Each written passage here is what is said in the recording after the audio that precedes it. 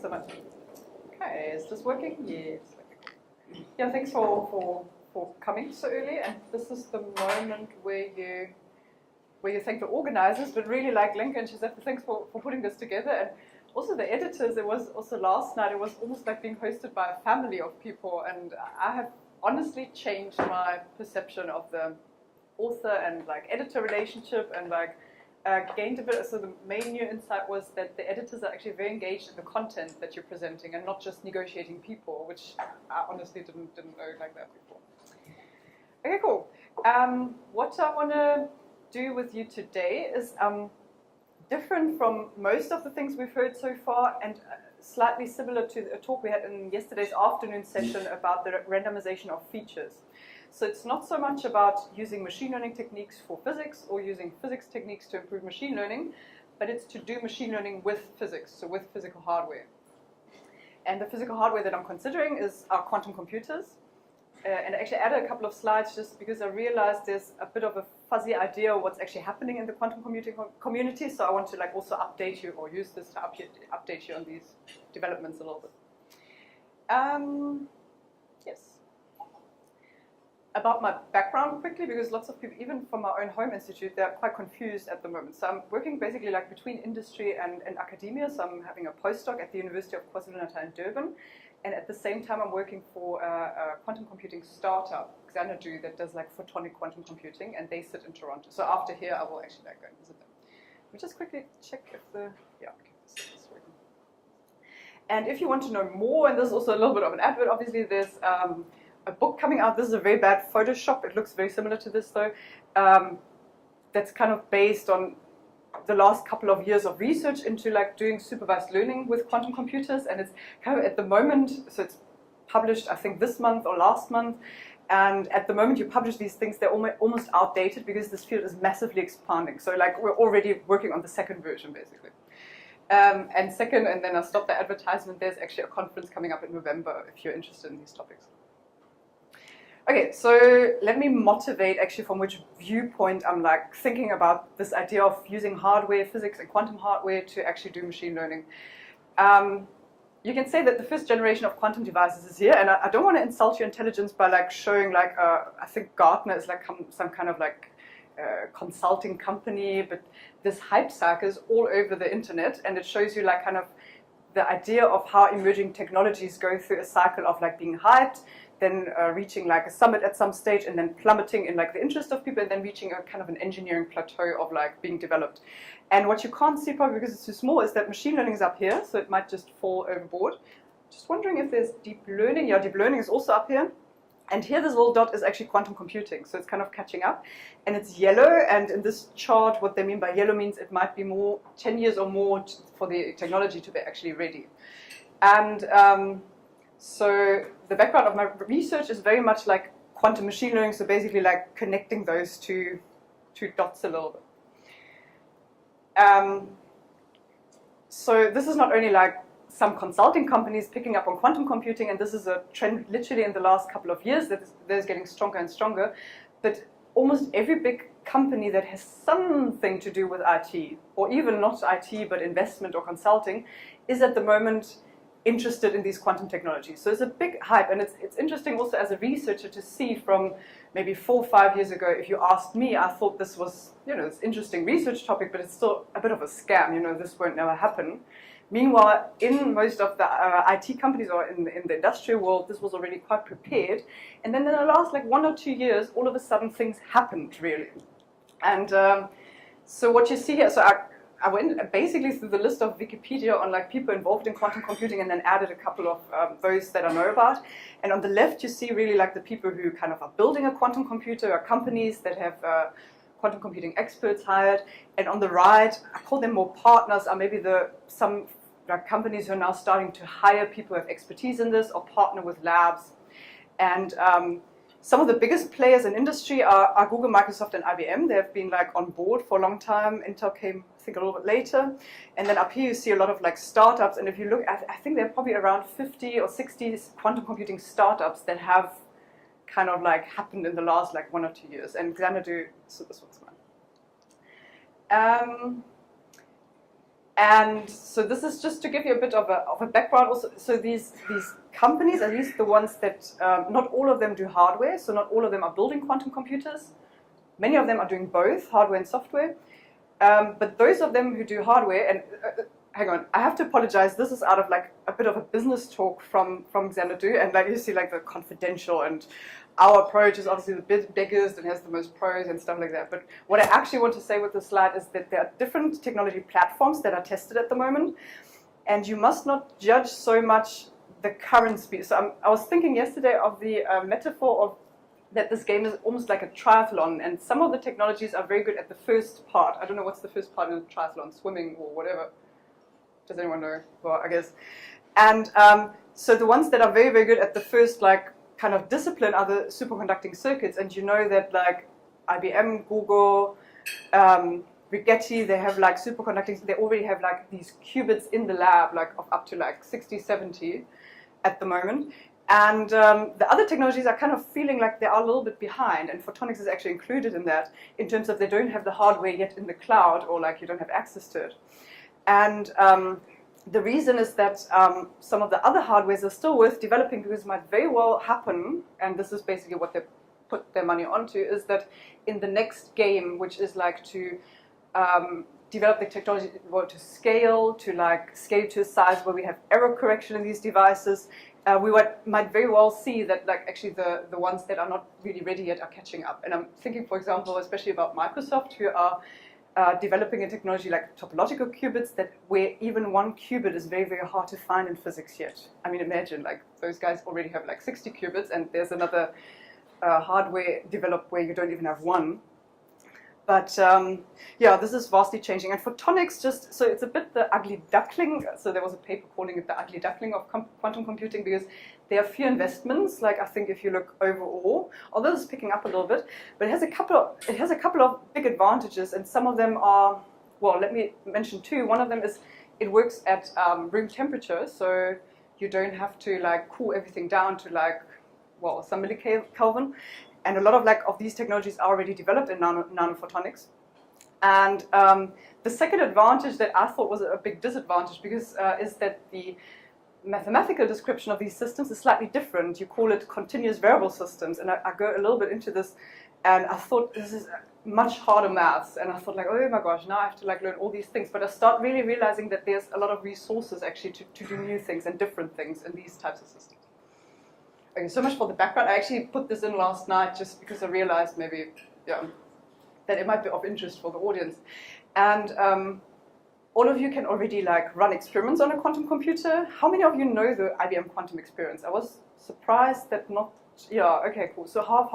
So maybe it's worth, so if you go to the IBM website, I'm just saying IBM because we're kind of the first to put this up in the cloud. You can kind of build your own quantum circuit here, so your little quantum algorithm with drag and drop. You can also like have a more like advanced interface with like a framework called Qiskit, and then you see here you can run it on the hardware, like which sends it here to New York to the labs, or you can simulate these things. And almost all of these companies who do software and hardware have more or less these types of interfaces or like languages that are developed for their devices. Ours is called Strawberry Fields. For some reason, all the names of our software is always like Beatles related, and I actually have to ask them why. And we also have very much inspired by the IBM experience, like an interface online for photonic quantum computing. And also, like all these languages basically have a different. So I was on a panel recently, and someone in the audience asked, "Why is everyone developing their own language? Even in academic like collaborations, everyone has their own quantum programming language by now. Can't we just like unify it?" And very much the answer with the panelists was they really have different foci. So for like different hardwares, or also like some are focused on like compiling, so translating quantum circuits like and optimizing them on a lower level. And I just want to highlight like Strawberry Fields was very much like, because it's interesting for this community, was very much developed with the idea of machine learning. And one of the things that we did is we did one of the backends that simulates the quantum computer. We completely programmed it in TensorFlow. And what you see here is that you can actually like integrate, so this part is like Strawberry Fields, you do like a D gate, so this is your little quantum algorithm consisting of one gate, and you run this. But it's really very much like integrated in a TensorFlow program where actually like define and define an optimizer and train a circuit. So these are different flavors, basically. Okay, and lastly, like maybe a bit more from an academic side, these developments in the last couple of years changed very much the idea of how people do quantum algorithmic design. So most of you know that in the 90s, like Schuld's algorithm, Grover's algorithm, that all of these very advanced ideas of how to like write quantum algorithms were all based on this idea of the universal error-corrected quantum computer that doesn't exist and won't exist for like many years. And now there's this quantum hardware, and there's a problem, and this is quite a commercial problem, but you could also say an academic problem, but it's a problem that's very much about money, actually. And the problem is that we don't have applications for this hardware. And we need applications in the next like 5 to 10 years, because otherwise the investments will go away, and just from a commercial standpoint, we can't actually further develop to maybe get to this like universal quantum computer. So a lot of the community, and I'm part of this, is at the moment thinking, okay, we've got 100 qubits, what can I do? What type of algorithms do these 100 qubits actually do, which are kind of classically intractable or hard to do. They have to bring a lot of money. They have to, you know, there's a lot of like boxes to tick in terms of that really influences algorithmic design. And I find it rather, so I'm not so interested often in commercial ideas about this, but I find it rather beautiful because you all of a sudden you're given a lot more constraints under which you work, which makes work often quite a lot easier. Okay, and in this whole like tension field, or like this whole like, development of quantum computing recently, quantum machine learning came up. And a couple of years ago, this word didn't exist and no one was talking about it. All of a sudden there are, I don't know, I think there's an NSF is the American Research Foundation, right? There's a big grant on it, and there are, the Financial Times is writing about it. So what happened? And my idea, so this really very much developed in this like demand for these like algorithms that can work with like small-scale quantum devices that are robust against errors, that are bringing a lot of cash if you like actually develop them. And so quantum machine learning kind of like came about. Quantum machine learning also has like, the term is not yet so entirely like set, so to speak. Like if you speak about condensed matter physics or something, which are also up to today not entirely sure what it all entails, but anyway. Quantum machine learning is loosely used for a lot of different things, and I just want to show you like where the rest of my talk will be rooted in this field. So we have spoken a lot about data mining for quantum labs, and also obviously in quantum computing, lots of people, in developing those quantum computers use machine learning to kind of like control, for example, qubits and stuff like that. But you have a very good idea, I guess, by now what this entails. Also, this we have discussed a lot, and this is like, for example, tensor networks that are used also in quantum information, using those techniques for machine learning. So we've covered those two parts quite a lot. Is this better? Okay. Where did I push? Okay, cool. And now there's a rather small subfield that you could call quantum learning theory, and this is, this are the more philosophically inclined parts of the community who really think about what happens with learning theory. For example, PAC, so probabilistic approximately correct learning, or like learning from membership queries or something like that. And what happens if we go quantum, if we put this in a quantum setting? And there are like interesting results. So for example, actually a negative result that's already a little bit older, is that in most of these learning settings, like analyzed in classical information theory and classical learning, quantum computing cannot give you a speed up or an improvement more than polynomial in sample complexity. So you can't actually shortcut and learn from exponentially fewer samples. So that was quite an interesting result, and people are still working on these things. However, as we all know, there might be speed ups in terms of like time complexity, so speeding up algorithms. Okay, then you can, so what I'm actually interested in is this point here, so data mining with quantum devices, obviously, and there again you can distinguish two big different communities, or way of thinking about it, which I would call coherent algorithms and hybrid algorithms. And hybrid algorithms are really these ideas to work with these near-term devices. Why hybrid? Because like parts of them are classical, parts of them are quantum. So the idea how to like treat this challenge of having devices that can only run very, very short algorithms before the errors just take over is to just say, okay, we outsource only a very, very small part of our algorithm to the quantum device and do all the other processing classically. And so the other community is also quite big though.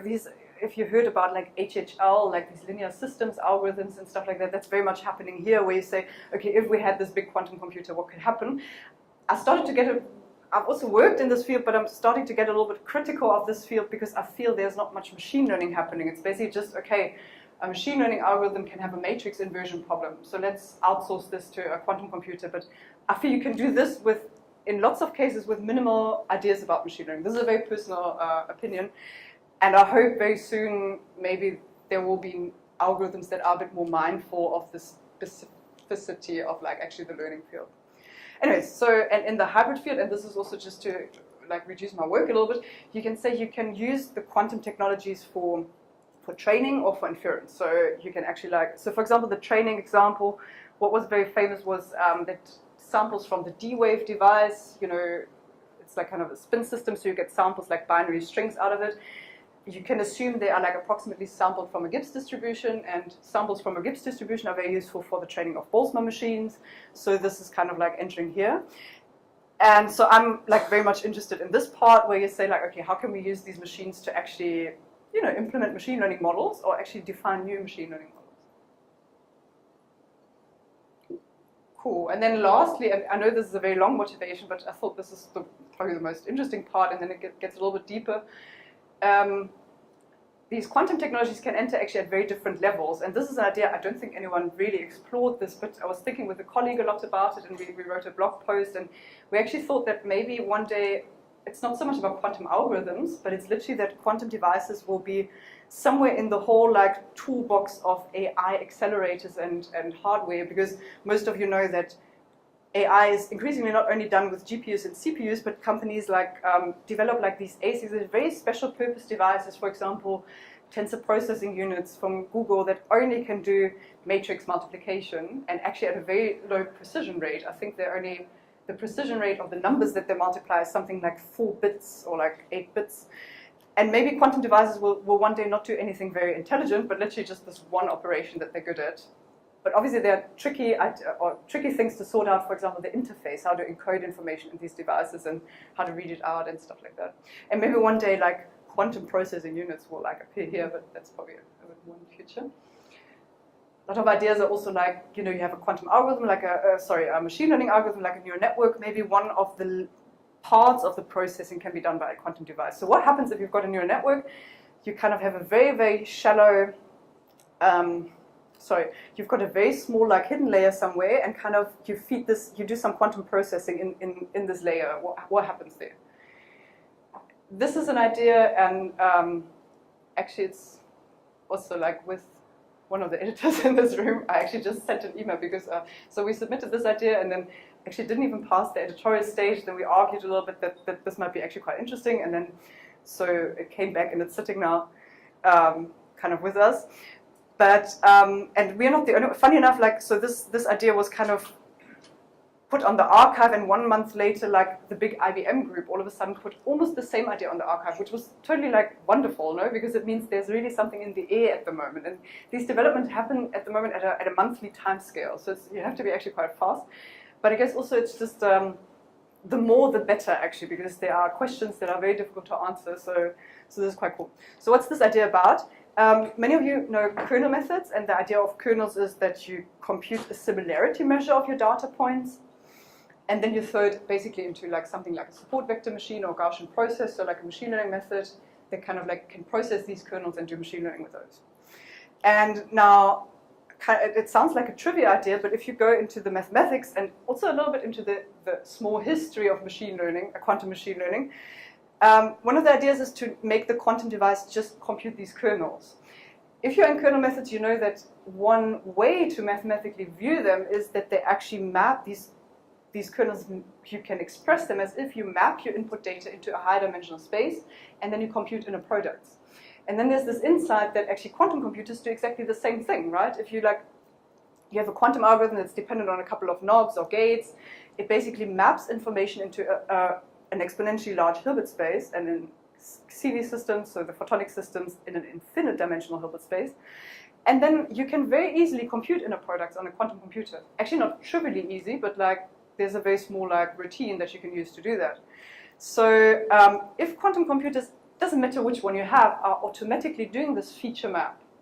Why can't we use them, and also like very small scale devices, to actually compute kernels? And so obviously also like the criticism like maybe about this work at this stage is we don't have the answer yet of what interesting kernels this can produce. So this is almost like machine learning is like since 20 or 30 years asking these questions: what are interesting kernels, what works? So we can't answer this question either. And we don't only want interesting kernels, we want also intractable kernels. We want kernels that a classical computer can't compute. And there are a lot of ideas, like I'm playing a lot around with this at the moment, of, for example, using things, for example, like going into like graphs or things that are intractable on classical computers and where quantum devices can be very, very good at. And one idea that no one has really explored, and maybe not because in the companies it's not maybe of such a commercial interest, but is to actually process quantum information. So let's say you've got two quantum states in your lab, and you for some reason or somehow you can send them to a quantum computer or quantum processor. And now you want to like do machine learning, so you want to, for example, classify which class of states are those. And you can get the overlap between those states. You're in business, you can do this stuff. This is what I was asking. Okay, with big molecules it might not really happen, but so these things might actually become they're not picked up at the moment so much, but it might become actually quite interesting. And and just to give a little anecdote, because I was also always, so most of the people in the community are always about neural networks. The reason is simply that neural networks are sexy and everyone speaks about them. But so because the data sets we can analyze are not actually big enough that we can do deep learning anyways at the moment. So at this stage is more like a trend issue. And since kernel methods are a little bit shunned, like, and me included, people have not thought about this so much. And after like 4 years of trying to like come up with this quantum neural network idea, all of a sudden I looked into kernel methods, and all of a sudden the maths overlapped. I don't know if you ever had this like experience that something you were actually trying to do for so long all of a sudden just made sense, and that was just by switching the machine learning method. So that was, that was quite cool. But lastly, you could also like use a quantum computer to kind of implement a generative model. So think about like you've got like kind of some spin system or like a quantum annealer or whatever is in your quantum computer, and if you measure, you can sample like bit strings. So this was an idea I spoke about just before. So you sample them from like a probability distributions. This is basically a generative model, right? You could tune your quantum computer now to produce samples of a certain distribution that you want. And like a couple of issues with like training. I was chatting to Juan because it's actually not so trivial how to train these machines, but the idea is, it's pretty fruitful, I guess. Okay. Any questions so far? Or? Cool. Yes, please. Just sorry. So as far as I understand, all those applications of machine learning problems, you have this issue of loading the classical data somehow. Will you address that point? Yeah. So the community in the coherent algorithms who like say we can use quantum computing for big data classification, they completely ignore this issue. They always come up with, this is a very personal, so there's a big debate, and this is my personal standpoint. They come up with like, they just say, okay, we could build a QRAM that can do things in parallel and this and that. And I don't see this issue resolved at all, which is why I'm actually interested. So I think, especially with the near-term devices, we will not be able to look at, so the data sets can be huge, but the dimension of the data can't be very huge because you have this encoding problem. But there is actually there's a trend in machine learning at the moment to say, let's get away, big data is not everything, and deep learning is not everything, but there are actually very interesting problems for which we have only very few data points, right, and very small data points. Actually, few is not so much of an issue because in hybrid systems you can just load one data point at a time, so that's fine. But yeah, so I think this is a debate which is often not really spoken about too much, and I resolve it for myself just to say, I'm thinking always about small data. Yeah. But everyone will give you a different answer. So the QRAMs might be actually quite interesting, and maybe I just never really understood them, but I always think like it's this construction that makes your life easier. But yeah. So if you have a student who wants to go into this field, I think this data loading is, every like realistic implementation of quantum machine learning will have this problem, and there's a lot of interesting questions actually to solve. Okay. So I want to talk about a really simple idea, which is kind of based on a design principle of quantum algorithms, which is called variational algorithms. And I just want to introduce very briefly what these variational algorithms are, and then show how to do machine learning with them. But the basic idea is just to use a parametrized or an adjustable quantum algorithm to serve as a machine learning model for inference. And then afterwards, I want to give you a flavor of a photonic quantum neural network, because it turns out, although I was always looking for the idea of how to make quantum neural networks happen very elegantly, my colleagues at Xanadu, well, luckily I'm also part of that research, but they were actually driving it. They found out that in photonics you can implement them very, very elegantly, which is really sweet, actually. Yeah. So variational circuits is just the idea you have a quantum algorithm that's adaptable, and I know that not everyone reads these things all the time. If you're not in quantum computing, just the only thing you need to know is that, I have a system, so this is like one qubit, so it's kind of like one spin system, you can imagine it to be. And you do something with your physical system, so this is the algorithm, and then in the end you take a measurement. So what you get out of your circuit, you could always think of an expectation value of some observable. And in variation circuits, so your algorithm is not just a sequence of small local operations on your system that are fixed. Usually in quantum algorithms, you've got maybe 5 or 6 gates in an elementary gate set, and then you build your algorithm. But you have actually basic building blocks that can also be very local, but they are parametrized, so they depend on a parameter. And this is not unnatural, because most of the devices actually have gates that are parametrized. So for example, think of in photonics, you have a beam splitter. There's a parameter of the transmittivity of the beam splitter. Or in superconducting qubits, you've got this X-mon gate, and you kind of artificially making it fixed by fixing an angle, but you automatically in these hardwares you've got a parameterized setting. And then the idea is to define a cost on kind of your expectation values or your measurement outcomes, and then you use a classical device to optimize the circuit. And you all recognize this is very much based on the variational principle. And indeed, so you can use an iterative scheme, so to do this over several steps, in most machine learning algorithms. And so it was originally a couple of years back thought up. There were different proposals of algorithms that now fall into this class of variational circuits, but one of them was a variational quantum eigensolver, where the cost you basically define is kind of your energy expectation, and then you kind of try to minimize the energy. So you try to find ground states of a Hamiltonian.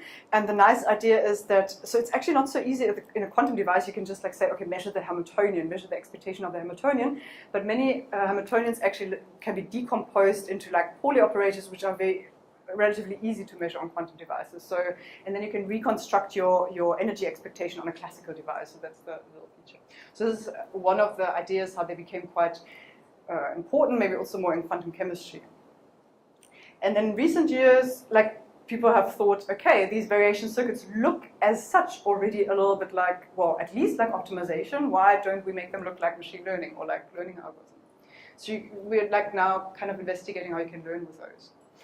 And there's a slight addition maybe to the variation circuit, which is kind of, this is your base algorithm or your model algorithm. But before, you have to have an algorithm that kind of encodes your data, especially if you're interested in a supervised learning problem, which I will, for now, think about. So basically, think of this as, this is this idea that actually any algorithm where you tune a couple of parameters. So let's say it doesn't have to be quantum physics. You have a physical device and you have a knob that you turn and you set it to 0.2 in whatever units. And then your physical system does something. You basically encode the 0.2 as a parameter into the state of your system. So this is basically happening in this part. And then this part here can be used to do actually the machine learning and the analysis of data in feature space. You can think of it like that. So this is the idea. You feed in X, and then you get out an expectation or measurement, which is your Y, and what's in between is a model. And this is now a spoiler, because in the end we have this proposal happening and very small benchmark experiments, but what actually happens if you have this type of model, if you use this as a model, is totally unclear, and this takes a lot of effort to actually find out what happens there, and not only theoretical effort. And many people in quantum computing are very theoretical. If you can't prove epsilon bounds, then they're already not interested, but this can't be done only in theory, as many things in machine learning can't, I guess. So I want to go like in only slightly bit more detail. We can actually like describe what happens in this quantum circuit quite nicely with mathematics, and that might, for some of you, that might be a bit easier to know what's going on here. So this is the same block. So this is the state preparation circuit. This is kind of like the model circuit that you optimize in the end. I just introduced like 2 more details here. You basically, in many proposals, you just basically measure one subsystem, for example, 1 qubit, and you measure it to resolve the probability of that qubit being 1, and you interpret that as being the model output, like, you know, your probability that the model predicts 1, for example, in a binary classification task. And then you can do some post-processing. For example, you say, like, I thresholded, and if the result is, the probability is larger than 0.5, I predict 1, and otherwise 0 in binary classification. In maths, this is actually not so difficult to like translate in very general. So you've got basically the first step is a nonlinear feature map, and you now like basically this vector here is in Hilbert space. So you're like having an exponentially large vector representation of your input. And then you do a unitary transformation, which is just like a linear transformation of your feature vector, but with a unitary matrix, which is interesting because this is also not yet resolved, but in machine learning, lots of people are thinking about unitary operations because you don't have the problem of vanishing gradients because like lengths are preserved in vectors. So maybe there's something in there as well. And then you basically just like, you could think of it to sum over the square of parts of whatever this vector is in the end to get your output. And again, a really nice representation as a neural network for those of you who work with neural networks is just to think, okay, so you've got actually your first hidden layer is this huge feature space, then you do a unitary transformation on this feature space, and then you do some kind of like nonlinear layer and post-processing. And what's interesting about this idea, you can obviously view it as a neural network, but in the same sense you can view it as a support vector machine for those of you who work with those, because you kind of do this feature mapping, and then you do a linear classification. And support vector machines do exactly that. And then you kind of like have this, so this is like slightly different than support vector machines, but it's not a big difference. And we tested a little bit, like we ran like on data, we ran like these variational classifiers and compared them to support vector machines and to neural networks, and it was actually something in between what you saw. So that's a way to think about these systems. By the way, this paper is also on the archive since almost a year, and it's one of those things that I can't bring myself to submit somewhere, but like, so maybe some editors will see it soon, I guess. Has to happen. Okay, and then the last element of this like training with variation circuits is how to compute gradients. One of the speakers said, who was it again? Someone spoke about like that they have hardware and they have to propagate gradients through hardware. I don't know, it happened in one talk already. So now, if I tell you the story, now I've got my like little hardware computer and interpret it as a machine learning model. In machine learning, you very often like do stochastic gradient descent, so you have to kind of compute gradients of your like parameters of your cost function with respect to the parameters. So, for example, if your cost is a least squares, like your targets minus whatever your model outputs, you very often want to like know what is actually the derivative of this cost for one of these parameters, one of these knobs that you turn your algorithm, and then you find this expression, which is like basically a gradient of whatever your device puts out. And there are basically 3 approaches, and like people are thinking about this, and lots of my active work goes into this actually, is, okay, you can just do numerical optimization, which people do a lot, so you treat your device as a black box, and you just do something like finite differences and done. This is really tricky because especially with noisy devices, like you have to make sure that, in finite difference, you have an infinitesimal like change in parameters, but actually your noise is often larger than like this little infinitesimal step. So this in practice like has really its limits. Although we don't know these things yet because we haven't done large-scale experiments for simulations. If you're simulating the device, you can do something like we did with I showed you before with strawberry fields, so you can do automatic differentiation. So you just write your entire code in a language where you can actually like kind of compute the backward pass of the function. So like, for example, if you write your code in NumPy, you just load like, what's it called? Yeah, autograd, and then you kind of like can just automatically like differentiate through your code. But now this is a really, really cool insight that people had very recently is you can actually do something that you could call quantum automatic differentiation.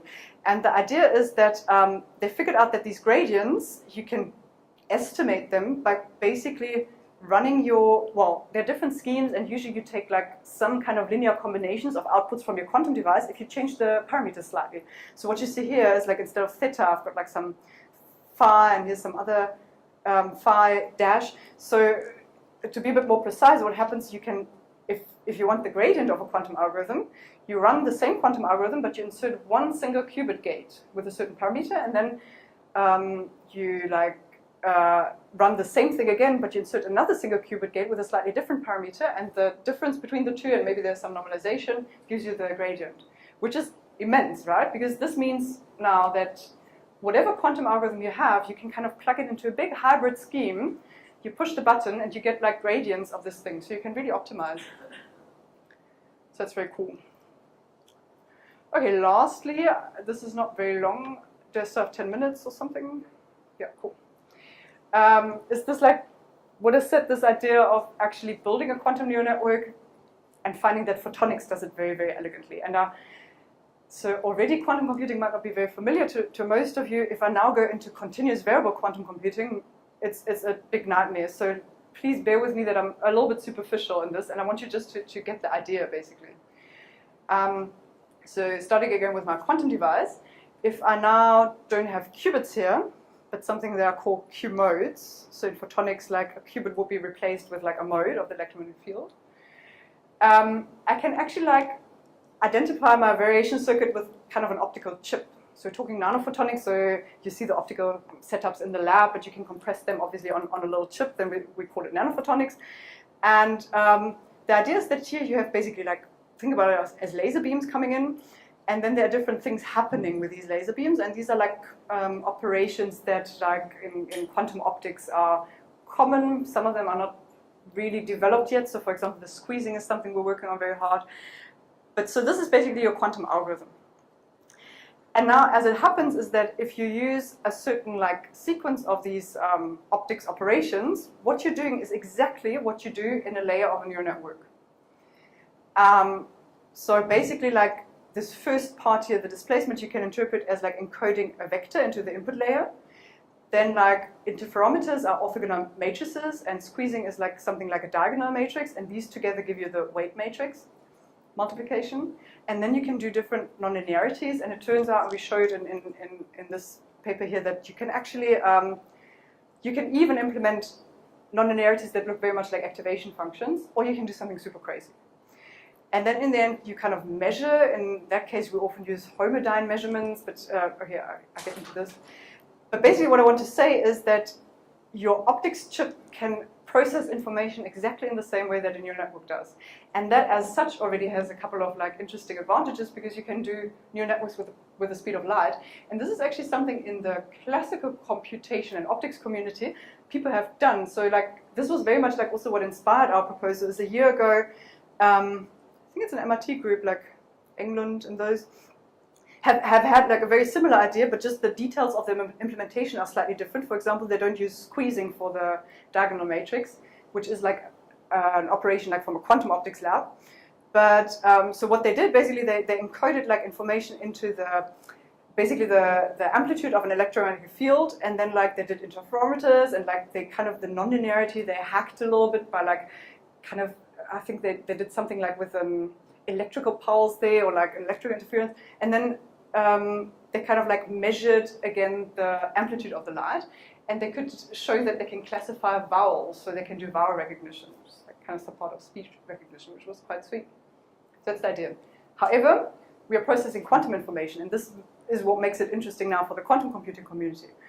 And as I mentioned before, we're not processing like the idea of qubits and like, you know, where you have like Pauli operators, and most of you know like this idea of like having qubits in state 0 or 1, but we're having these like quantum modes.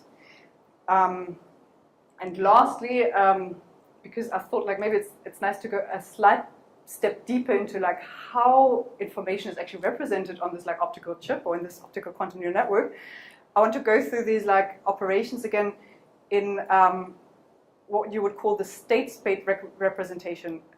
How many of you are familiar with Wigner functions? Okay, that's not super basic. So let me just say, you can describe the electromagnetic field and also like continuous variable quantum information with two non-commuting operators, which you can think of a little bit as the position and momentum, or it's like kind of the real and imaginary amplitude of your electromagnetic field. So you basically very abstractly you call them quadratures or like yeah, and in this representation you can basically instead of like plotting a wave function, you can plot your quantum state as a Wigner function, which is a quasi-probability distribution. This is what you see here.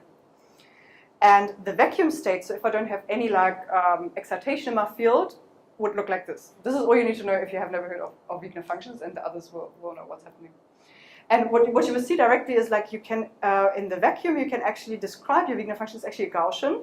So you can describe this quantum state with only two parameters, with the variance and with the mean, right? So this is something you can very nicely like, so before we had often that like there are quantum states you can't classically represent, and this is why we need all these tensor network and machine learning methods.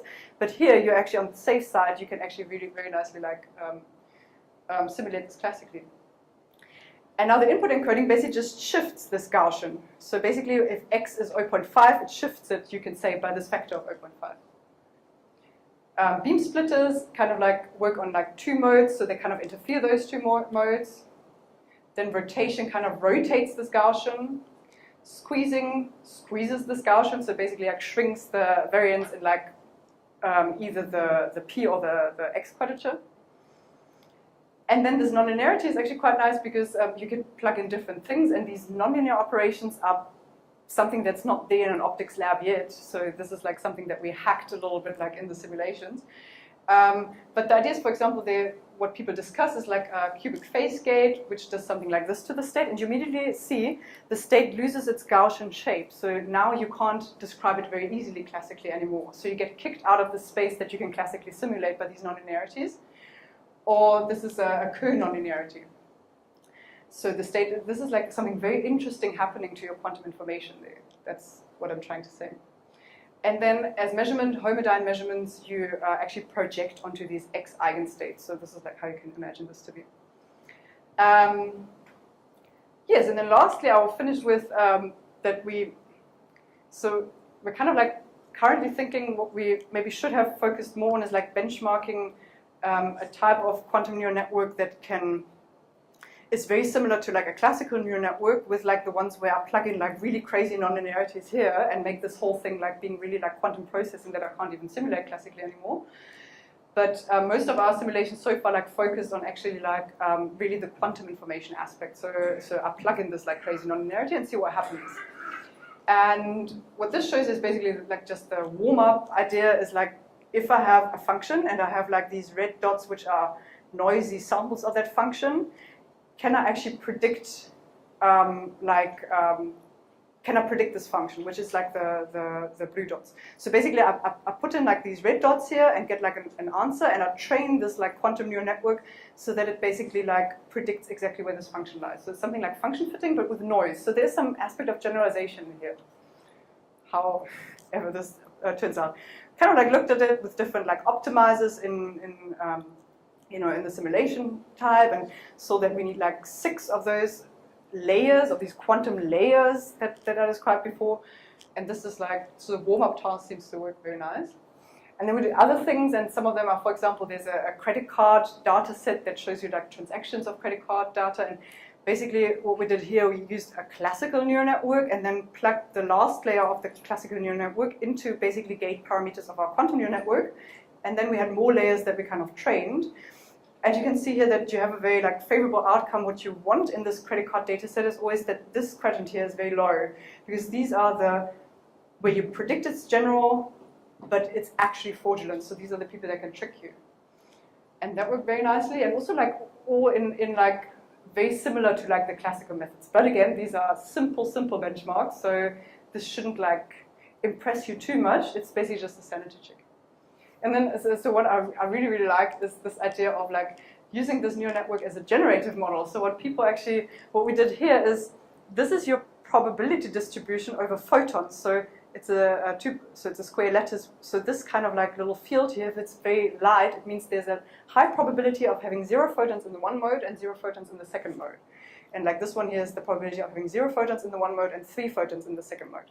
And with this you can kind of like create images, right? And like, so this is what we did. We tried to like make our network kind of produce images of Tetris shapes.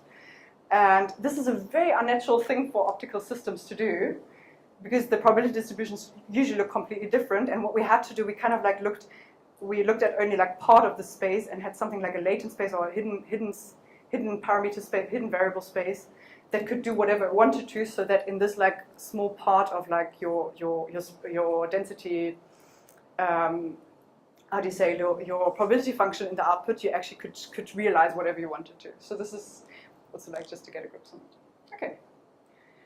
Cool. And now maybe the most important part, but it's only 1 minute or something.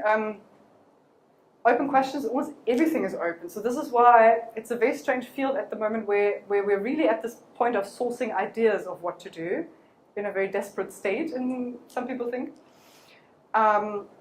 And we really don't know a lot of things that you now have to sit down and really like analyze these systems. So what quantum advantages are to expect if we make like quantum information, process quantum information in a neural network, for example?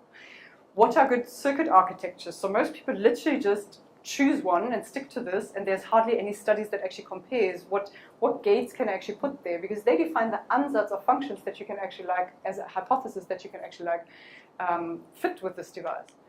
What are good training strategies? So I think at the moment people are very busy like developing tools, so this can be figured out by a much larger community, not only people who actually can like program those simulations very precisely. Are quantum models like easier to train? And there's a big controversy at the moment, because some people start seeing evidence that these optimization landscape are very unfavorable. So they've got a lot of saddle points, a lot of like barren plateaus. There was a Google paper on this. So maybe we find out in 1 year's time that it's a very stupid idea to use a quantum circuit, because these optimization functions are very bad. And what happens then is we have to come up with completely new ideas of training, and maybe stochastic gradient descent is not the candidate for quantum training. So what I'm actually basically saying is, we kind of like we have the luxury to try a totally new sector of machine learning, and all the questions that machine learning has, we have to now start answering, and we might have to invent a lot of things new, and maybe we can plug in a lot of other things. And there's like a lot of challenges also to write a paper, and also like kind of in the research, because the funny idea is we basically there at this spot where you can't simulate. So we want these systems not to be classically simulatable, but classical simulations are in most cases all we have. So we're constantly like navigating in this spot, and this means the data sets that we can learn are very small, which is why maybe the machine learning community, like the classical machine learning community, doesn't have actually like that interest yet, because they say like, this is rubbish, you're doing MNIST, like we've solved MNIST 10 years ago. MNIST is actually a big data set for quantum machine learning. And yeah, we're also like trying, or at least like this is a bit my mission, I really want to get the machine learning community interested, because lots of machine learning people actually are physicists, and they had their Quantum 101 course, and they're actually very interested to go back to that. So I think there are a lot of potential people who could like introduce and cross-fertilize like this field. And yeah, and then the last one is a bit more of a joke, but like it's really tricky sometimes to not to have these results and these beautiful curves, because you're navigating these like two spaces of the intractable and what you have to simulate. And so a lot of it is really ideas and investigating ideas. Okay, that's it. Thank you so much for your attention. Yeah.